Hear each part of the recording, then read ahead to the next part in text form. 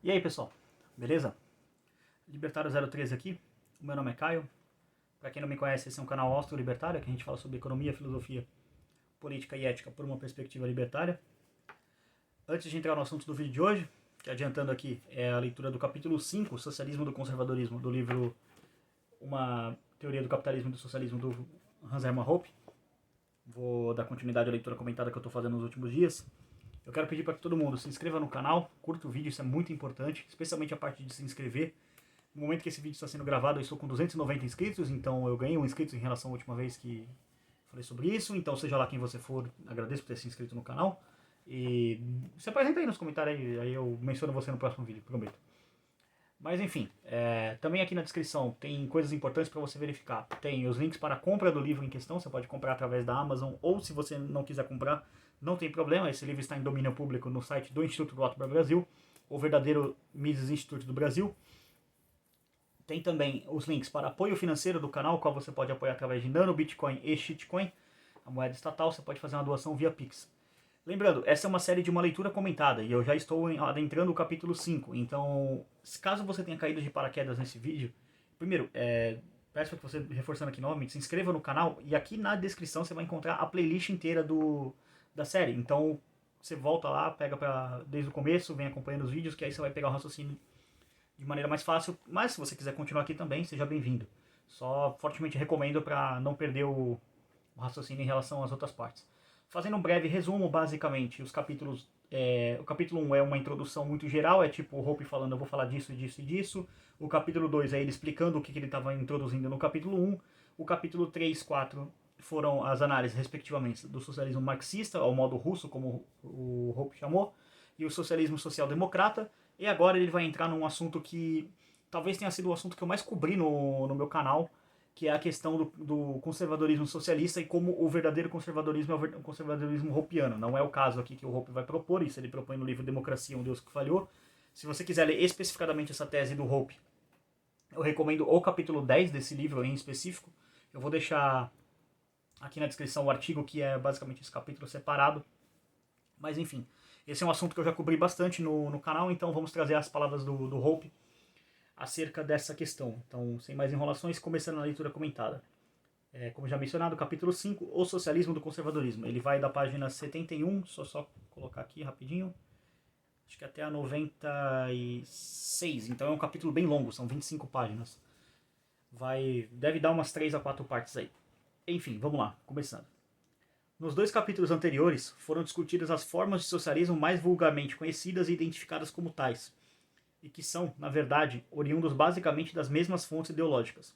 O socialismo ao estilo russo, notavelmente representado pelos países comunistas do leste europeu, e o socialismo social-democrata, com seus representantes mais típicos nos partidos socialistas e social-democrata da Europa Ocidental, em menor escala nos liberais, e aqui o Hoppe coloca entre aspas, precisamente, dos Estados Unidos. E liberals lá, no caso, isso aqui estaria escrito, se fosse em inglês estaria escrito liberals, já é nos Estados Unidos basicamente esquerdista, basicamente socialista. E aqui no Brasil não vai demorar muito, porque é só você ver o movimento Bumbum Livre e as posições que eles tomam, né? Então, assim, vamos lá, continuando. Foram analisadas as normas fundamentais subjacentes aos seus regimes políticos e apresentadas a ideia de que se podia aplicar os princípios de propriedade do socialismo russo, de produção ou de apenas alguns deles, e pode-se tributar e redistribuir quase toda a renda, e quase todos os tipos de renda, ou se pode fazê-lo com apenas uma pequena parcela de alguns tipos de renda. Mas, como foi demonstrado teoricamente e de forma menos rigorosa, mediante algumas evidências empíricas ilustrativas, desde que se não adira a esses princípios de maneira alguma e que não se abandone de uma vez por todas as noções dos direitos de propriedade como pertencentes aos não produtores, não usuários, e aos não contratantes, o resultado deve ser um empobrecimento relativo. Isso aqui é basicamente o Hoppe resgatando o raciocínio do capítulo anterior. Quem acompanhou, enfim, já está ligado no que não é nada novo aqui. Seguindo, este capítulo mostrará que o mesmo se dá com o conservadorismo, que também é uma forma de socialismo.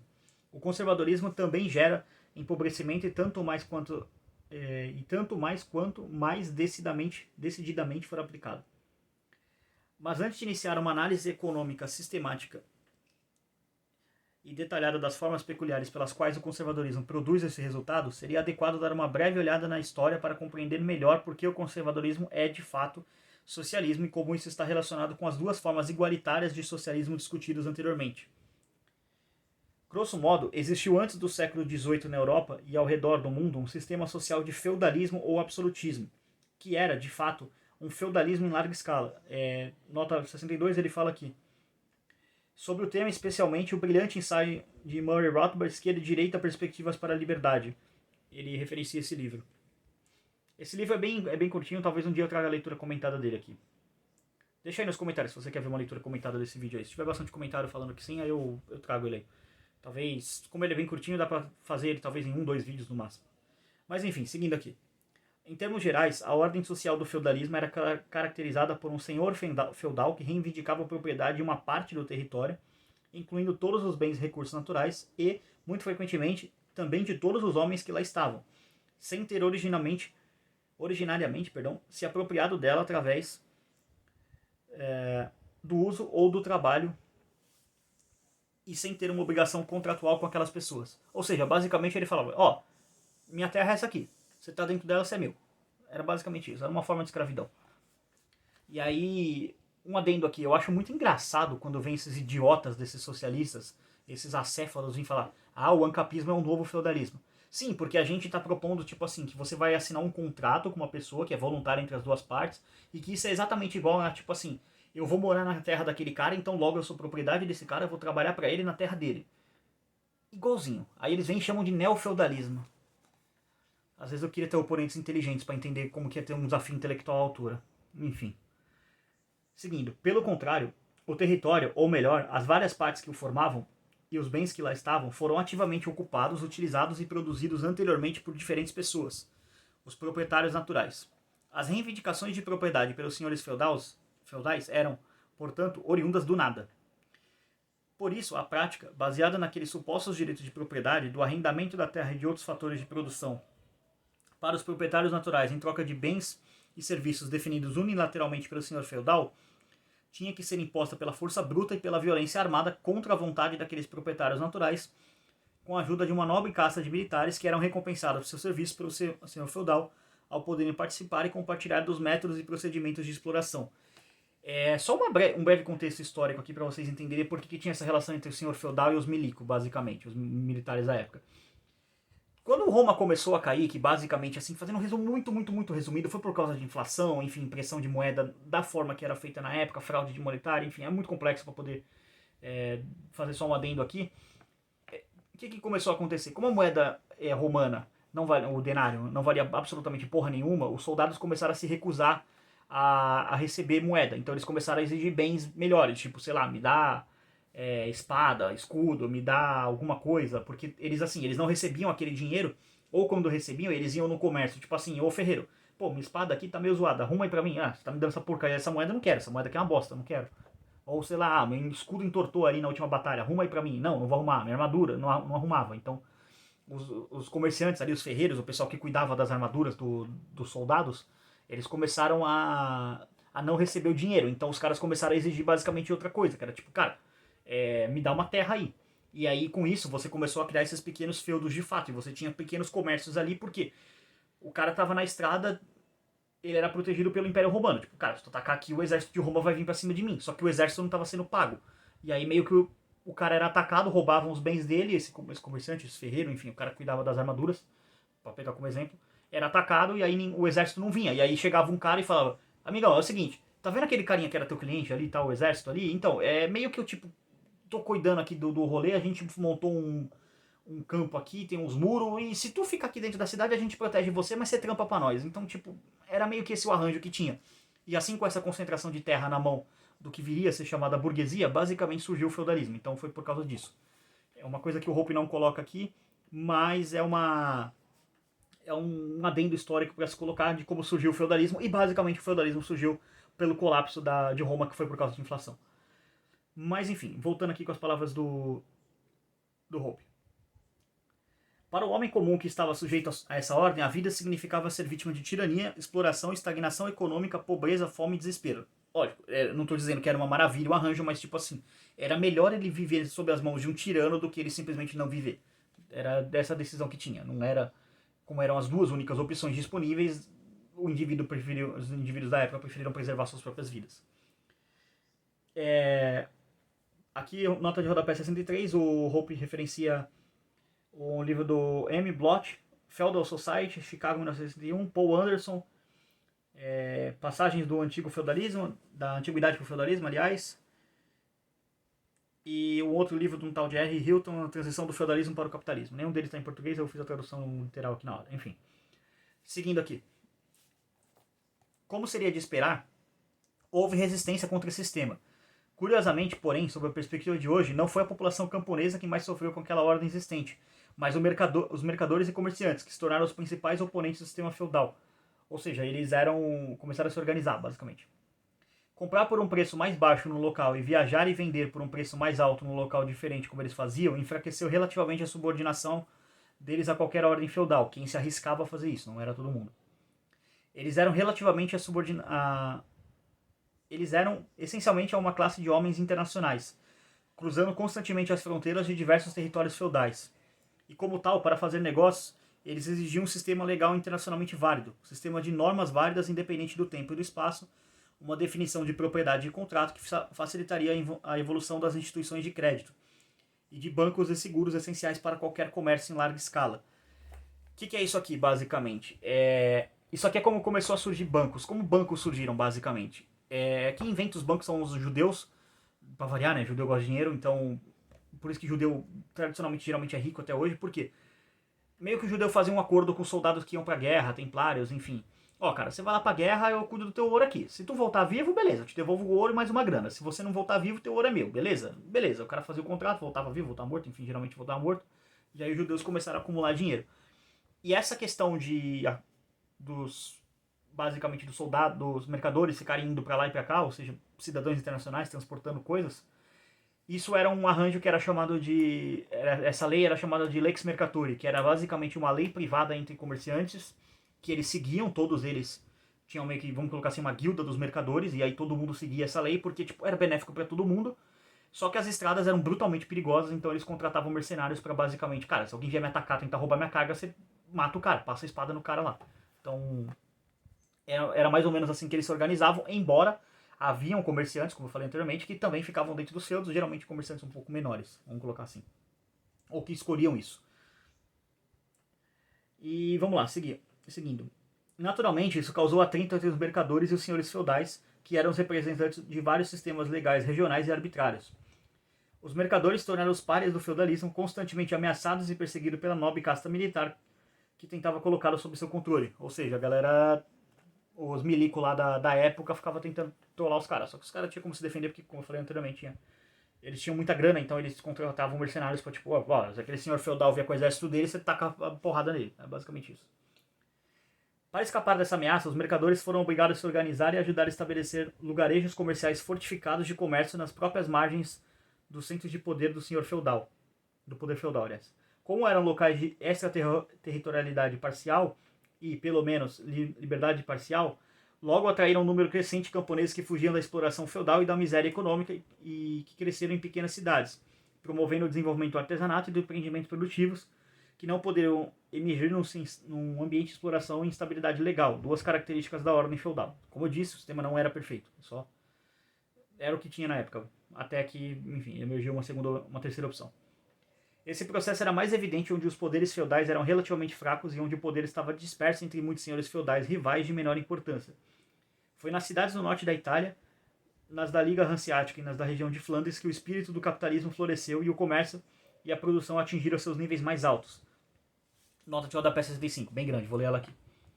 Vale a pena salientar que, ao contrário do que diversos historiadores nacionalistas ensinaram, o renascimento do comércio e da indústria foi promovido pelo enfraquecimento dos estados centrais, pelo caráter essencialmente anarquista do sistema feudal. Esse discernimento foi enfatizado por J. Baker no livro The Origins of Capitalism, 1976, Nova York, especial capítulo 7. Aí o Hope coloca as palavras dele. A expansão constante do mercado, tanto em amplitude quanto em intensidade, foi o resultado de ausência de uma ordem política que se estendesse por toda a Europa Ocidental, página 63. A expansão do capitalismo deve sua origem sua razão de ser a anarquia política. Coletivismo e gestão do Estado só tiveram êxito nos livros textos, Veja, por exemplo, o julgamento constantemente favorável deles em relação ao colbertismo, página 77. Todo poder tende ao absoluto. Se não é absoluto, é por causa de alguns tipos de limitações existentes. Aqueles que ocupam posições de poder tentam incessantemente destruir essas limitações. Eles nunca têm êxito e, por uma razão que pode me parecer estar ligada ao sistema internacional, uma limitação do poder de agir externamente e a constante ameaça de invasão estrangeira, as duas características são de um sistema multipolar, significa que o poder também é limitado internamente e deve contar com centros autônomos de decisão e, portanto, só pode ser usado como moderação, página 78. E aqui ele segue. Sobre o papel das pressões ecológicas e reprodutivas para o surgimento do capitalismo, M. Harris, Cannibals and the Kings, capítulo 14. Enfim, o livro aqui que o Hope está referenciando também. Seguindo aqui. Mas essa emancipação parcial das restrições e estagnação do feudalismo foram apenas temporárias e seguidas de uma reação e declínio. Isso se deveu, em parte, pelas deficiências internas no movimento da nova classe de mercadores. Ainda estava muito arraigada nas mentes dos homens a forma feudal de pensar contra atribuir a pessoas diferentes categorias de subordinação e poder. E a ordem tem que ser imposta aos homens através da coerção. Por isso, os recém-criados e emergentes centros comerciais foi logo estabelecido um novo conjunto de regulações e restrições não contratuais. Agora de origem burguesa, criaram-se as guildas que restringiam a livre competição e surgiu uma nova oligarquia mercantil. E aqui ele referencia, nota número 66. Sobre o tema, o entusiasmado relato feito por H. Pirine Medieval Cities, Princeton, página 208 e subsequentes. O Hope coloca aqui. Vamos lá. Porém, mais importante para esse processo reacionário foi ainda um outro fato. Em seus esforços para se livrarem das intervenções exploradoras de vários senhores feudais, os mercadores tiveram que procurar aliados naturais.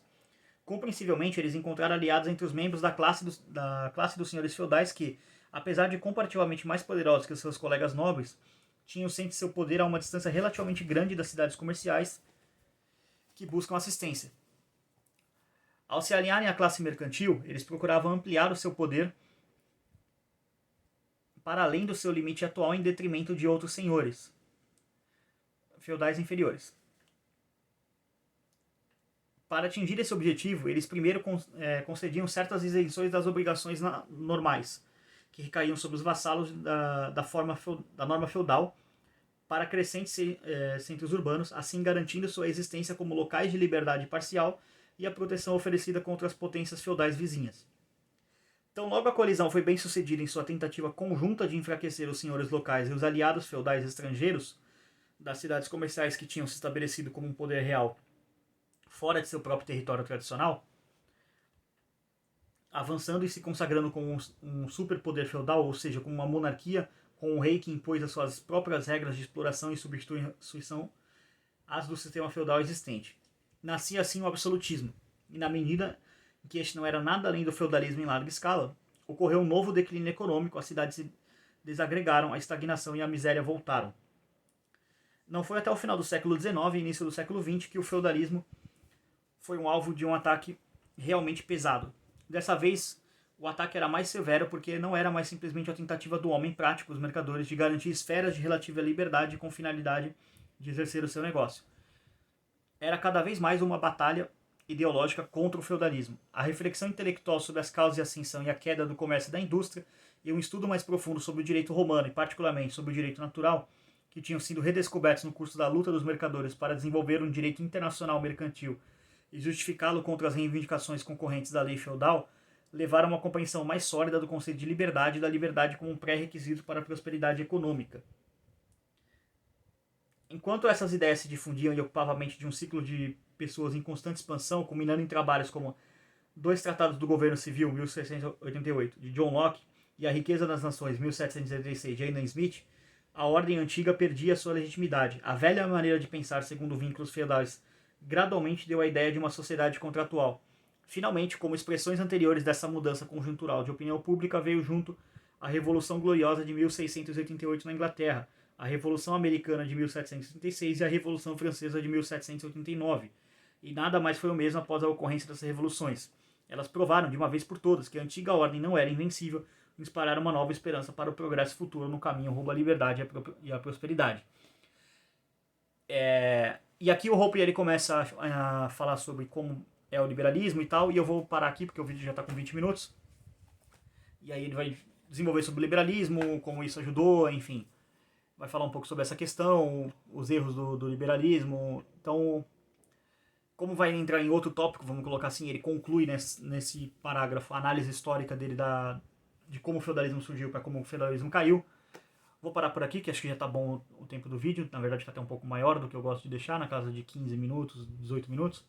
Mas é isso, queria agradecer a todo mundo que assistiu esse vídeo. Não se esqueçam, chequem os links na descrição, tem todas as redes sociais do canal, enfim, tudo mais.